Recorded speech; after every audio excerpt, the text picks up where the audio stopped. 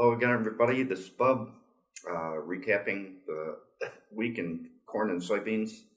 I'll start out by mentioning one interesting fact, and that is the combined corn, wheat, and beans short is, I think I had a record now. That's pretty short for this time of year, going right into planting. We start a new month today, May. As we started a new month last April 1st, I mentioned that typically there's a strong seasonal tendency for corn and soybeans to have a very narrow range and choppy sideways price action in the month of April. And I mentioned that 10 out of the last 12 years that has been the case, and now we can make this 11 out of 13. It's generally the case that corn has a narrow, choppy range in April, but it's even more so for soybeans.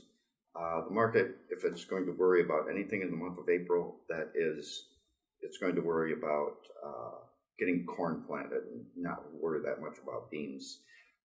We had a very, very, very narrow range April in the soybeans, the November soybeans. The bad thing about a month like we've had in April is, with the lack of volatility, is generally speaking, it can be followed very easily by the next 2 weeks here and going into May with the same type of price action, up, down, but really without not going anywhere in particular. We're up this morning, Monday morning, based on too much rain, too wet.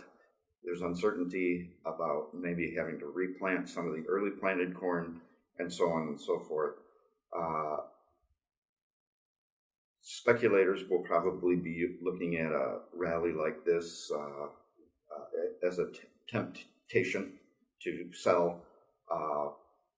We're not making any recommendations on this, but I'd like to point out, though, these rallies on too wet tend to be very short-lived and not with a lot of legs. So going into May, we're kind of looking at more of the same.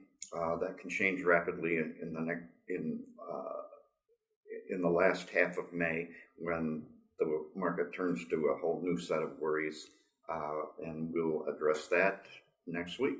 Thank you.